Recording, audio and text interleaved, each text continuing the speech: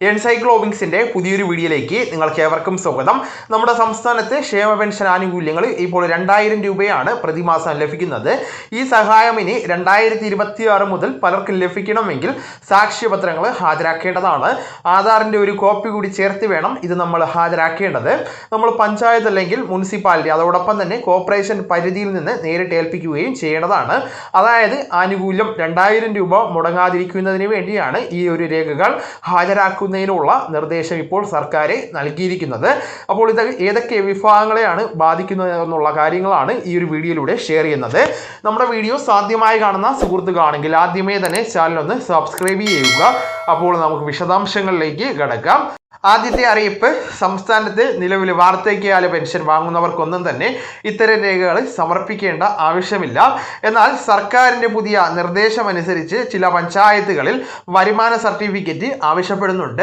വരുമാന സർട്ടിഫിക്കറ്റ് നാളിതുവരെ സമർപ്പിച്ചിട്ടില്ലാത്ത ഗുണഭോക്താക്കൾക്കാണ്, അല്ലെങ്കിൽ ഇത് കൃത്യമായിട്ട് സേവനയുടെ വെബ്സൈറ്റിൽ അപ്ലോഡ് ചെയ്യാത്ത ഗുണഭോക്താക്കളുടെ വിവരങ്ങളാണ് സർക്കാർ, അതായത് പഞ്ചായത്ത് അല്ലെങ്കിൽ മുനിസിപ്പാലിറ്റി തലങ്ങളിൽ നിന്ന് ഉദ്യോഗസ്ഥർ ഇത് എടുക്കുകയും അതിനുശേഷം ഇത് കൃത്യമായിട്ട് അവരെ അറിയിക്കുകയും ചെയ്തിട്ടുണ്ട്. അതല്ല എങ്കിൽ വരും ദിവസങ്ങളിൽ അല്ലെങ്കിൽ പ്രധാനമായിട്ടും അവർ നിങ്ങളെ അറിയിക്കുന്നതാണ്. അപ്പോൾ ഇങ്ങനെ നിർദ്ദേശം ലഭിക്കുന്നവർ വരുമാന സർട്ടിഫിക്കറ്റ് കൂടി ഒന്ന് സമർപ്പിക്കേണ്ടതാണ്. അത് പുനർവെരിഫിക്കേഷന്റെ ഭാഗമായിട്ടായിരിക്കും, അല്ലെങ്കിൽ സേവനയുടെ സൈറ്റിൽ ഇതുവരെ നമ്മുടെ ഡോക്യുമെന്റ് അല്ലെങ്കിൽ വരുമാന സർട്ടിഫിക്കറ്റ് കാണിച്ചിട്ടില്ലായിരിക്കാം.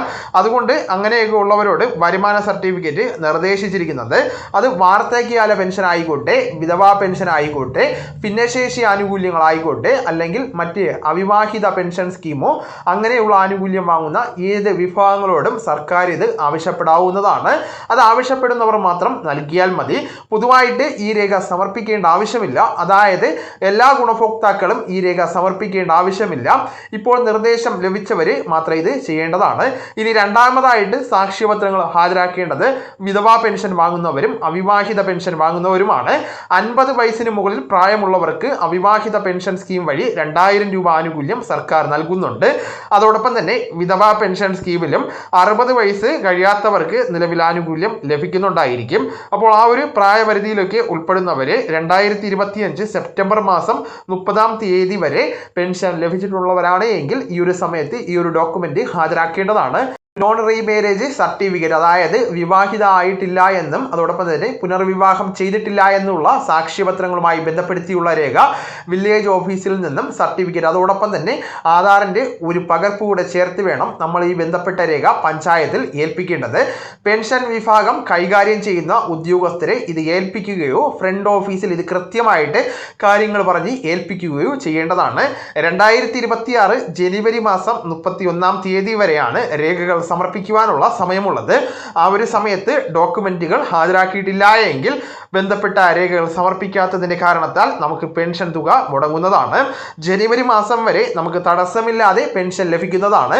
എന്നാൽ ഫെബ്രുവരി മുതൽ ഇതിലെ വിവരങ്ങൾ കൃത്യമായിട്ട് സേവനയിലേക്ക് അപ്ലോഡ് ചെയ്തെങ്കിൽ മാത്രമേ ബന്ധപ്പെട്ട ഗുണഭോക്താക്കൾക്ക് പെൻഷൻ തുക ലഭിക്കുകയുള്ളൂ എന്നാണ് അറിയിച്ചിരിക്കുന്നത്.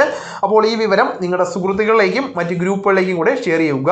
നമുക്ക് തുടർന്നും വിജ്ഞാനപരമായിട്ടുള്ള മറ്റ് വീഡിയോസും ആനുകാലിക വിവരങ്ങളുമായിട്ട് വീണ്ടും കാണാം. അതുവരെ ഗുഡ് ബൈ.